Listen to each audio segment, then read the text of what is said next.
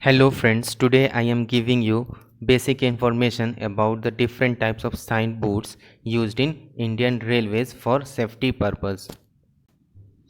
This is a whistle board which is present at the level crossing gate. Once the loco pilot approaching with train, he will give a audible warning to the road user.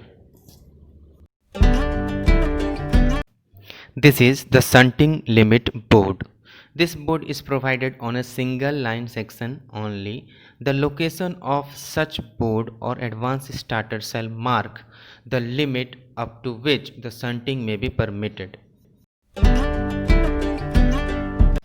Here TP represent the termination indicator board for passenger train. Once the loco pilot observe this board, he will reduce the speed of the train to the normal speed. This is the termination indicator board for goods train. It is similar to the TP. Once the driver or the loco pilot observes this board, he will reduce the speed of the train to the normal speed. This is the continuous falling gradient indicator board. This board is generally placed where there is a continuous downward slope and the driver must ensure its symbol and reduce the speed according to the instruction. This is a block section limit board. This board is provided on the double line section. Such board indicates the limit of the block section at station.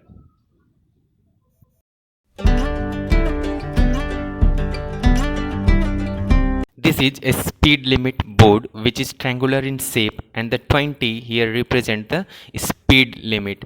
Such boards are generally used to restrict the speed of the train in a particular section, generally in a station section or in the curved path. This is stop indicator board. As its name suggests, this board is used to stop the train, maybe permanently or temporarily. This is a caution indicator board. It has a fixed tail.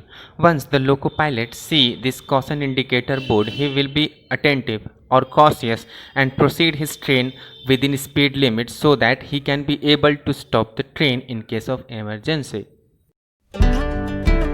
This is the engine stop board. It is placed at a distance of 15 meter from the edge of the platform where the engine is required to come and stop.